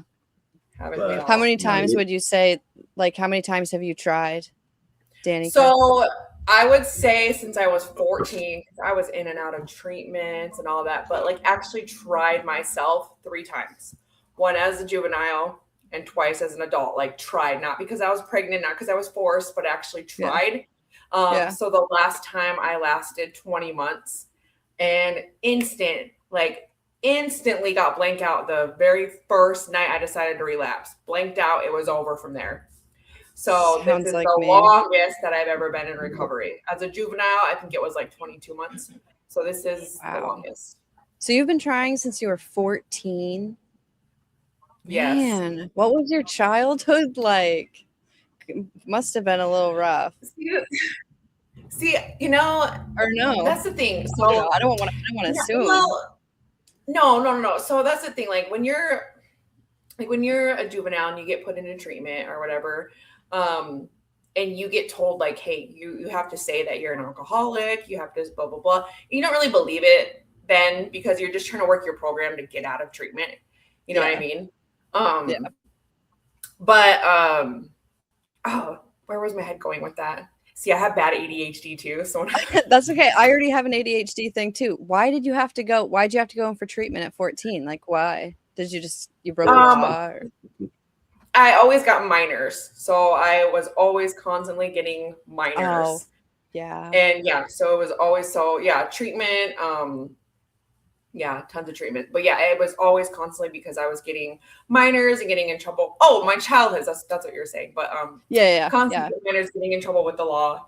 And it was really nothing like my mom could do. It was like, I was getting arrested like back to back, like a minor, and then like a week later getting another minor, and it was just like constant. So it came to the point where my probation officer was putting me in treatment, and it was a battle from there, like constantly going in and out of different treatments and halfway houses and stuff for many years. Do you feel like it was like friends around you, or like just the culture of your town? Like everybody drank? Because it was in my town, like everybody drank and partied. I don't know. Right. Yeah. So I was going to say, so back to my childhood. So my mom was a single mom. My mom didn't drink. Okay. Not that I saw. She may have with my siblings. My brother was 10 years older. But by the time I came, I was her last child. And I didn't ever really see my mom drink, party, like, because my grandma was a drunk. So it's okay. We love you, Grandma. We love you. My grandma was a drunk. So my mom grew up seeing some pretty bad stuff. And so she kind of actually kept me from that. But, I had an older sister who got in just as much trouble as I did. And just seeing my older sister in and out of lockup and stuff too. And we didn't really have a good relationship when she was out. She was very abusive. And my mom always had boyfriends and whatever. And so I don't know. I'm not blaming them for how I acted or anything, but it's just like, so when you go to treatment, they want you to explain, why you drink. Is it because you're sad? Is it because, and my thing, I always felt like it was because I was bored. And that's the only way I can like describe it, because I found out 2 years ago that I have ADHD. And it kind of makes sense now, because all those years I went undiagnosed ADHD, and I was always chasing and always looking for something fun to do. And for some reason that was drinking and partying. And of course, small town, they drink and party too, but not as bad as I was. I didn't want to go home. Everybody went home. I didn't. So that's very relatable, ADHD, because I was diagnosed with it when I was like 10 years old. And if you have that, your mind's always racing. You always need something to stimulate you. So, anything, whether it's alcohol or any kind of drug, like it's just tenfold in terms of addiction. Exactly. You just want more. Always want more. Always. And had I had known that as a child, and had, maybe had I been treated, or, who's really to say who's to blame, what made me start and made me keep going. But, for me personally, it was just, my brain just wanted to have fun, and I could never hit the off button. Yeah. It makes sense with ADHD. Basically, yeah. Damn. So what was it for you? What was it? What made you say, okay, I'm done? Well, this last time, I would like to say it was my rock bottom. I was drinking, and my son's dad called the cops because he's told them I was drinking and driving. But when the cops came over, it was me and my 3 little kids, and I was drinking. And thankfully, I wasn't like belligerent, but I was pretty drunk. But they didn't notice, and I'm thankful for that because what they ended up doing is they ended up calling, my mom and then my kid's dad, and just had my kids get somewhere safe since I was the only adult in the house that was under the influence. But because of that, I was so hungover and whatever the next day. My mom was like, "Did you know that those cops had to call CPS?" And I was like, "What?" And she was like, shit. "Yeah." She was like, "Those, because you were the only adult in the house and you were under, you were." They didn't PBT me or anything, but I'm just saying, still, I'm glad they did. I'm glad they did though, but because I was messed up, I can't lie. And so those cops, they had to call CPS and they had to tell them, these kids are in a home where their mom, we showed up and their mom was drunk.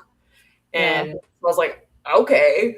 And first, like, just that moment, like that morning, my mom was like, "By the way, like, they're going to come interview your kids. They're going to interview you." And I was like, no, I was like, I am not going to be the one to have CPS involved in my life and my kid's life. And I need to quit right now. And I did. And I quit cold turkey.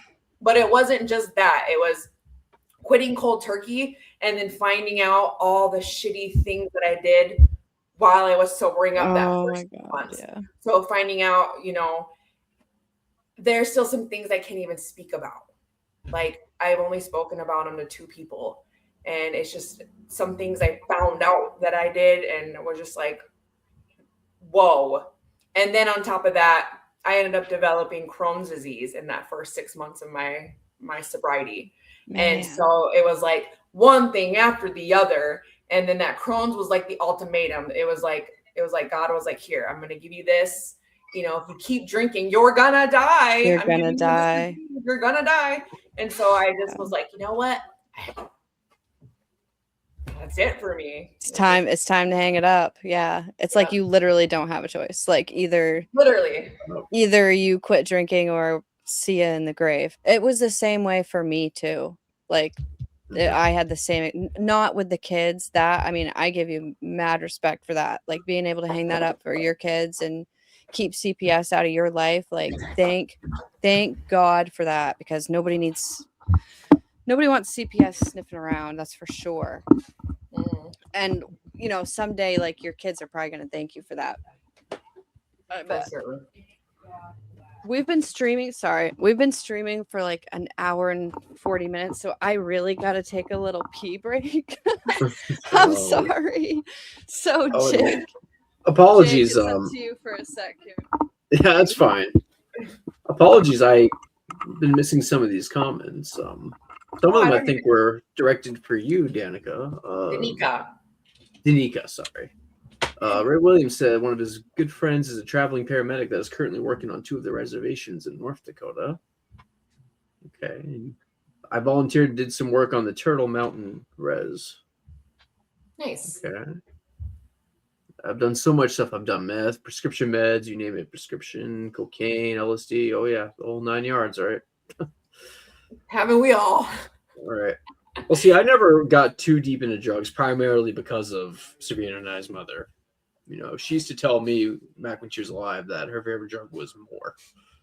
Like, what? More.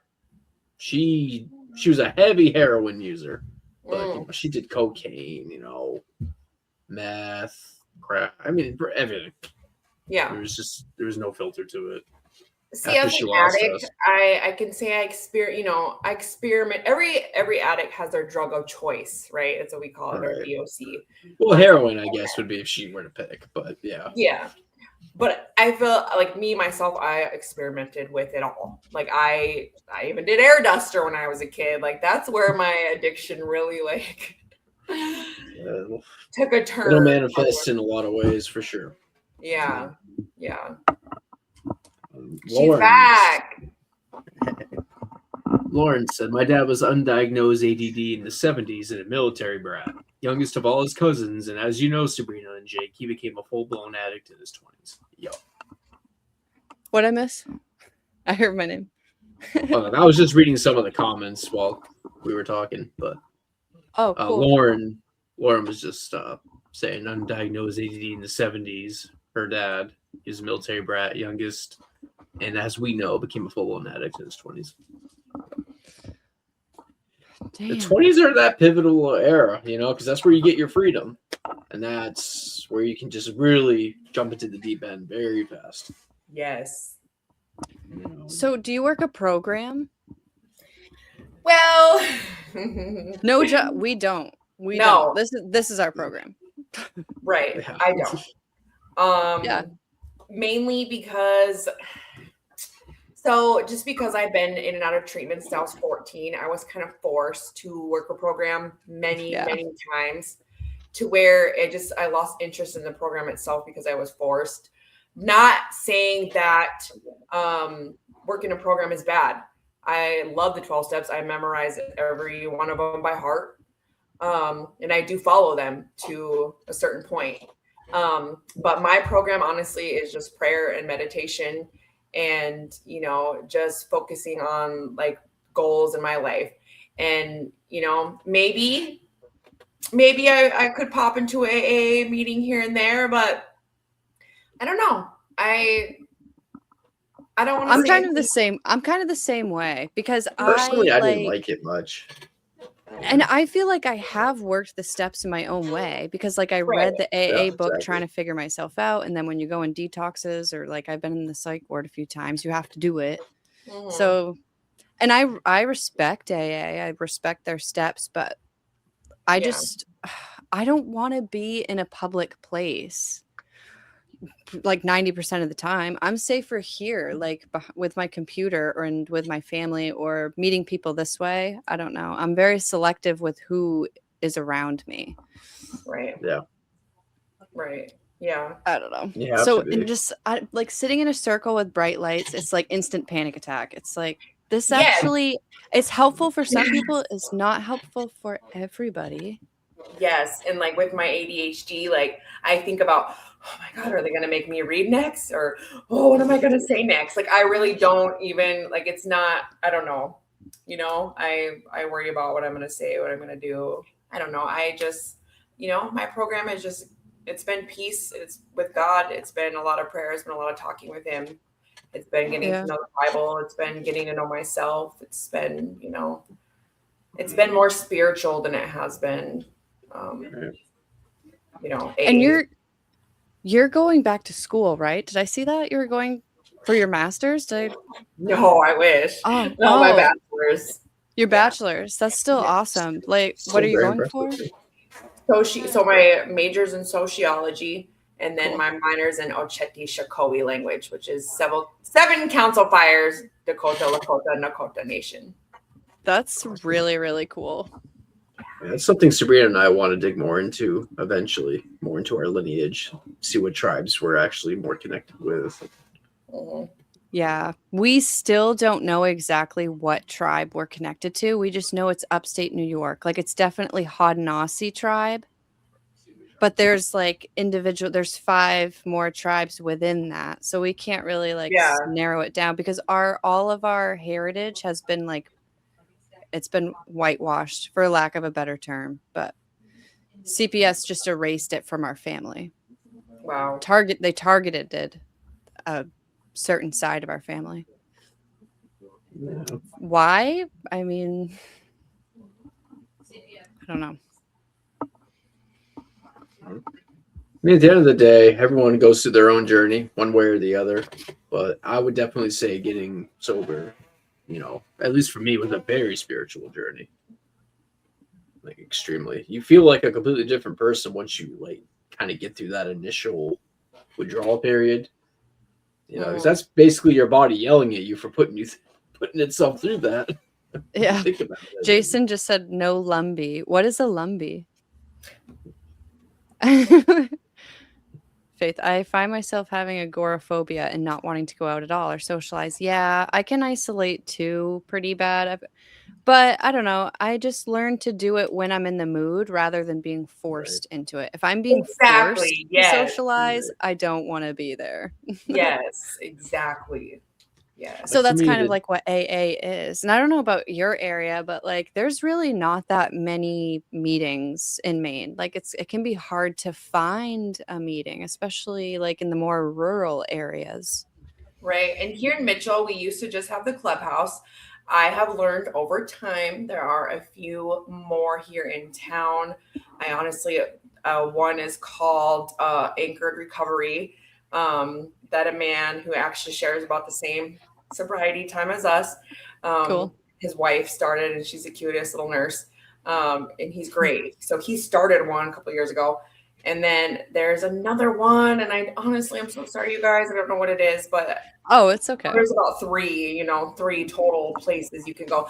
Plus, our halfway house here, they apparently open their NAA meetings to the public sometimes. I've never went. But I really do. I have been saying that, lately. Sometimes when things aren't going, how they've been going, things need to change. And so for me lately, I've just been dealing with a lot and having a lot of internal struggles as far as like being a single woman and trying to buy a house and trying to find out where I fit in this world at 33. And I'm just like, Yeah.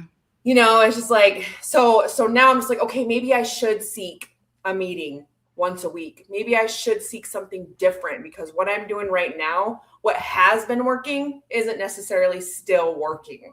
You know what I mean? Yeah. So that's where I'm at right now. I would love to go, but I don't know. Can't get myself there yet. I pray about it. I love the way every that day. you worded that, because we all need some form of aftercare one way or the other. Like for me, this is part of my aftercare, is doing this. Because Yes. the approaches I was taking exactly. before, trying to go to meetings and talk about it in a group format where it was very well constructed, wasn't working for me. Mhm. It honestly, in a weird way, it made me want to drink more sometimes, like, which is Yep. crazy. But whereas doing this, it's much more down to earth. It's much more connective, for me at least, and for a lot of other people. And I think as time and technology has evolved, things like this are awesome, because you're all the way in South Dakota, like, Yeah. so it's really cool how we can connect over this kind of thing. It is cool. It's one of the blessings of social media. Like people bash on social media all the time, but like it's kind of helped save my life. Like I find ways to connect with people online that I would never be able to in like my ordinary If we were life. trying to do this 50 years ago, I don't know if we would have been able. Yeah, that's why AA existed. Like it's just kind of like the old school way. Like I think it's time to try something new. Like you said, Danica. Like try something new, switch it up a little bit, because we grow too while we're in sobriety. So we have to, it's an upkeep too. And our needs change and we change. Yep. I don't know. The same shit that made me happy 5 years ago doesn't make me happy now. And I'm sure it'll still be that way in 5 years, sober or not, Yep. But I'm going to try to be sober tomorrow. Yes. We'll see where I am in 5 years. We were just looking at the statistics actually of like the likelihood of relapsing. And once you get to 5 years, like it significantly drops. Like you have a really good chance of staying sober. It's the first 5 years. Really? Okay. Yeah. So we're in our first 5 years. Like this is fucking hard. This is hard. But the shorter, the easier. For me, only a couple months, it could easily, and I know that. Like I could easily go back and fuck things up really quick if I wanted to, but I can't and don't need to do that. So, as I'm sure it was for you, Danica, life is really freaking unmanageable when it's like that. So even the simplest things are 50 times more complicated. And then when like kids are involved, that's something I can't compare to. Yeah, me neither. Yeah. I thought it was hard enough just dealing with pets, so. I know me too. Oh. Yeah. Me too. It's Tallulah. Oh, cute. So cute. Let me see if I can get mine up here. Come here, Jack. He is so unfazed. I love it. You can tell he's used to being picked up. She's got so cute. She's got 3 brothers, so. Oh boy. Oh, look at Lula. Cute. He's a good boy. I think they'd be friends. I think they would be friends. They'd get along a lot better than they would with mine. Yeah. Jake can't really like lift his dog up to the screen. He has a big dog. Yeah, I have a. I'm Siberian jealous. Husky. I wanted a big dog, but I He's a love big having a small Siberian. dog because then you can just like I take my dog like on the plane. Like I take my dog everywhere. I don't Yeah, care. it's Like like a he's little in toy, my like, purse. that's awesome. I can't do that with mine, unfortunately. Oh yeah. But the upside with you, Jake, is like you can like snuggle your dog big time. Like you can squeeze him. Like I have to be Exactly. gentle with mine. I don't Mhm. know. I can't give him that big squeeze. But he's Yep. also so freaking furry. 'Cause, again, huskies shed like crazy. So I'll pet him and be like, oh. Yeah. So He's a good what's your plan when once you get the sociology degree, or do you just is that just the focus right now? Because I get that. I got my No, degree and in you know what? psychology. No, and that's why I'm like, I'm at this like very weird point in my life. Like I'm 33 and I'm at this crossroads in my life where I'm like, okay, I'm like walking into like new opportunity because I'm getting this degree. And so for me, of course, I want to work with children because I already have my nonprofit that I'm starting with children, and I want them to be Indigenous children because that's what my nonprofit is. Yeah. But Yeah. once I earn that degree, like I want to do. I don't know yet. Like I want them to like make up a career for me where I because I want to do something with Indigenous children. I don't know whether that be maybe turning my nonprofit to a full-time career someday. Who knows? Yeah. What is the nonprofit? Tell us about it. Yeah, so I started last January, so January 2025. I started this nonprofit, and it wasn't a nonprofit, it's just a class. It's turning into a nonprofit now. I started this class for Indigenous youth here in my hometown, because this is a predominantly Caucasian town. And Okay. classes for Indigenous youth here in this town, because there's reservations about an hour on each side of us. So a lot of Native Americans live here, but it's predominantly Caucasian, right? So there's no culture here. There's no nothing for us. And so I was like, okay, well, I wanted to start this class for Indigenous youth. But the kick was, in the beginning, I wanted it to be a culturally healing class for kids who are in trouble with the law, like I was. Ooh. So I reached out to state's attorney, and so they have these things called, you probably remember, or maybe not, 90-day diversions. So it's basically you get in trouble once for kind of something petty, and you get 90 days, or nowadays it's 120, to kind of prove your good behavior. And if you don't in that time, you're going to get put on probation, and you're just going to keep moving up the ladder. So 90-day diversion is like your chance to be good. So I partner with the state's attorney, and so every Native American kid that comes through that diversion must attend my class, right? And so it's keeping the kids out of trouble. It's teaching them their culture, their language, their history, hands-on. We do powwows, all sorts of stuff. And I also, now that it's grown, I've expanded it to people who are taking, Caucasian families who are taking Native American kids who want to teach them their culture the best they can. Say they already had, the battle with the system or whatever. Well, these Native kids, now that they're not with any Native American family, after they went through the process, they end up with this white family. Well, these white families need to teach these kids their culture too. So they come to my class too. So it's just like, that's awesome. Yeah. So it's just like this big thing. And then kids come just because they want to. But yeah, it's basically, if you want to get in touch with your culture, or you need someone that needs to get in touch with your culture, you come to my class. So do you teach it at where do you teach it, I guess? So I used Online? to teach it at the rec center. I used to teach it at the rec once a week. But we just, I'm actually just signing we rented out a part of this building called the Guild Hall. And it's where people play like Dungeons and Dragons and stuff. Well, it's a youth center, and it's new here in Mitchell. So downstairs, they rented out a portion to me, and I'm in the process of, remodeling it, painting it. That's finally our building. Like, cool. This is all so you get your own space. That is fucking cool. That's awesome. Education is probably like the most important thing in like preventing addiction, in my opinion.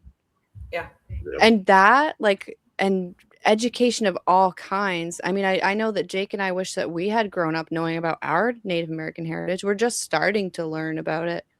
Yep. Yeah. And it's just a whole other portion that we missed out on because we did kind of remember some parts of our Native American culture, right, Jake? Like maybe not so much you, but I remember some things. But then I was given to, a white family, a white adopted family, and they were racist and they hated Native Americans. Mhm. So I don't know. What you're doing is like really, really amazing. People might not realize it, but there is culture being lost all over the states, especially Native American culture. It's already so wiped out. I mean, like I said, we're from the Haudenosaunee Nation, and we read that like 95% were wiped out. Mhm. Yep. Oh, Sabrina Lauren says that she's done some work on Indigenous youth foster care and she would like to share it with us. Maybe she can email it to you and she can forward it to us. Not published, but graduate papers that she completed. She has a passion for Indigenous people, mental health, and addiction. Of course, yeah. Send me an email, sabrinaillustrated@gmail.com. Love Definitely. it. Love it. Ray says, I'm also part Native American myself, and I think that it is amazing. I do a lot of volunteer work on different reservations, teaching traditional ways, mostly bushcraft. That's cool. Interesting. Ray, you got all kinds of like little cool things going on. He's like about to buy 105 acres. He wants to start like a youth center for kids and child abuse. He's got all kinds of stuff going on. Love it. Lauren, I worked with foster youth and I had a dear friend killed by the police. He suffered with mental health and never got the services he needed. Yep. Rest in peace to your friend and shame on those police officers.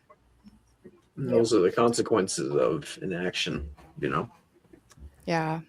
It's unfortunate. Well, I wish we didn't. I don't know how long you were planning on being on here with us. Oh, We've been out. Yeah. We do this every Sunday. I think we should have another time where we jump on because we're getting to like the 2-hour mark. What do you think, yeah, Jake? that's totally. Yeah, that's totally. Yeah, I was gonna send you a partially on message. us because Yeah. it didn't My even come bad. to our mind that you were in a different time zone. Mine neither. Oh, Mine neither. I was yeah. so confused. I was like, I should message her and be like, what's her time zone? And then I don't know. I spaced. And I fucked up because I thought all day Friday it was Saturday. So I've been like a little bit of a mess this week. I think I just need like a day to unplug and just let my brain get back together or something. It's just been a week, I feel that. It's been a week. Mhm. Oh, Lauren said that he was Indigenous, killed by the police. I've been reading this really great book about that case who really started the MMIW. Did I say that? Missing and Murdered Indigenous Women. Mhm. This Native American woman, she was pregnant, 9 months pregnant, and kidnapped. I remember her. Yes, her name was Savannah Yes. LaFonte Greywind. Yeah, Greywind. These people carved this baby out of her. Mhm. The police were inside the apartment where it happened, where the baby still was, and Savannah was in the bathroom. The police were in there 3 times, didn't even look around for this woman. She was 22 years old. And it just sparked this huge thing. It's a huge number of murdered and missing Indigenous women, and only like 10% of it hits national news. Yep. But I think it's changing a little bit, maybe. But the work you're doing is so important because that's part of it. Yes. Yes. And that's something So I thank teach my you. class too. They know all about it. Yeah. And Ray said, I think this is directed to you, Danica. She said, can you send Sabrina your information for your nonprofit? And I will have a friend of mine that's a paramedic that's working up by you. Stop by and pay you a visit to see how she can help out. Can you send me? Yeah, you can send me some information for your nonprofit. Do you have like a page? Do you have a Facebook page or anything dedicated to it? It's called Thrive Tribe. Thrive Tribe. I love can get down with that. that. There we go. That's cool. Like it. I'm totally gonna look it up. And we really should have you back on because I still have like a million questions that I Yeah. want to ask I you. And I know. want to Yeah. get to know I'd you love more. to.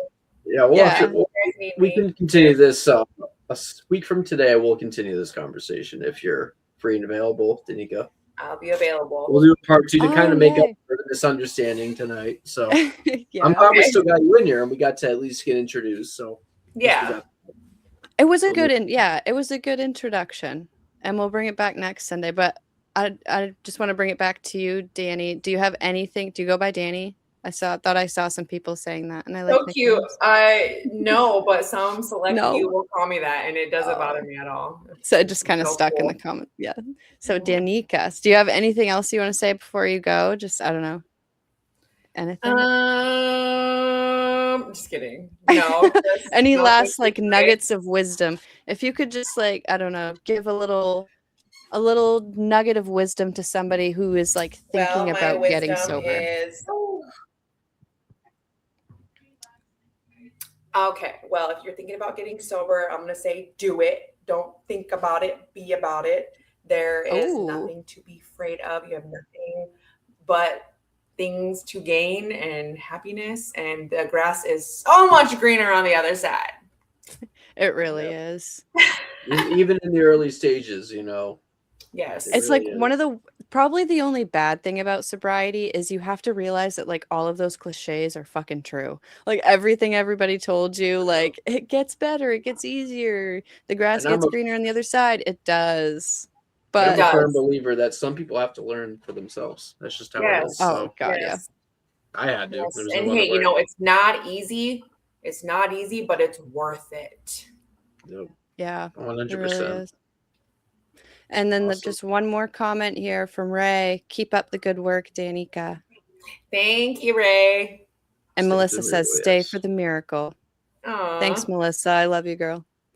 Okay, well, I guess we'll be back next Sunday. So thanks everybody Yes, for for watching. my and all the birthday, so comments. Ooh, It's gonna be forward to Jake's it. birthday. Woot! Okay. It's 31. I'll be at I'm gonna have to Selena's bring a age. little. So. What are I those was gonna things? get a party hat. I'm gonna get Oh yeah, do something for sure. Oh man. Okay. Well, All but I love you guys. You guys are awesome, and thanks for And thanks like for talking with Thanks me. for having me. I really and appreciate for anybody it. that's in the stream, thank you for joining and speaking to us. Hope to catch everybody in another week from today. On his Yeah. birthday. See you Yes. then. On his birthday. See you All later. right. Thanks, guys. Take See you care, next guys. Sunday. Doke Shaw. Yep. Okay. Now let's